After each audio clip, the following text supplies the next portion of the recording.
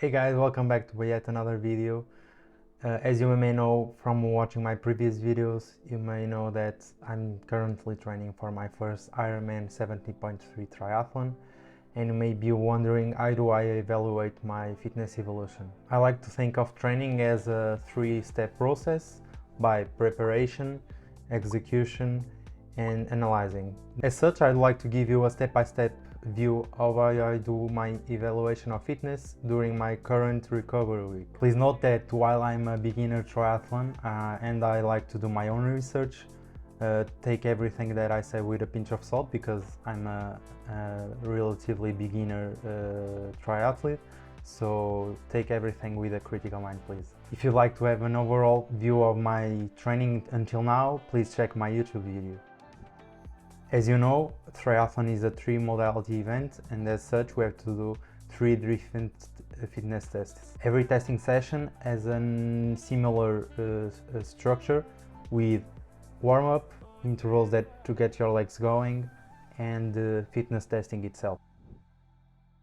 So without further ado, let's get into my training peaks view so that you can see how I do my calculations. To start with my bike testing, I did it in my gym static watt bike so that I could focus on maximizing my effort output. It consists of a warm-up, some interval sessions, and a 20-minute high effort session. So after executing the fitness testing, I will come into my training peak data and choose the interval, which I did my full effort with some minor mistakes here because of the data collection that I don't know why, but my watt fitness bike at the gym was struggling to keep up with the correct wattage. So I come here, select the interval, and then I take the power output and the heart rate during that same interval. Then I multiply this value by 0.95 and take 6 out of this heart rate. Similarly, I go to my running fitness evaluation with a similar structure as I told you, and then I come here to analyze the data, select the correct interval,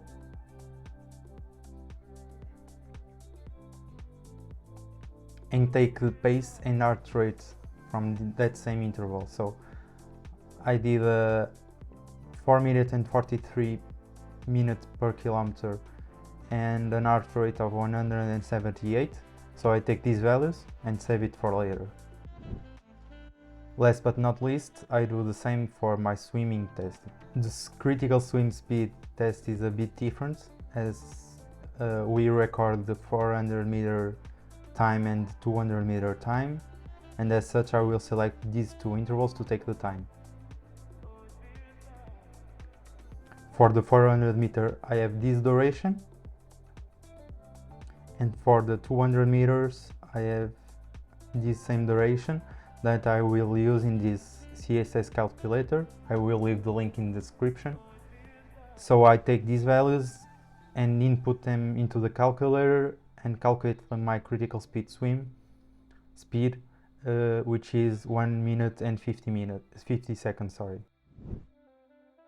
So with all these values I go into my settings and my zone tab and input every value that I get into this menu. So for the bike heart rate value I took 6 out of the 172 and choose lactate threshold and my pro coach cycling, and then calculated the zones which are here.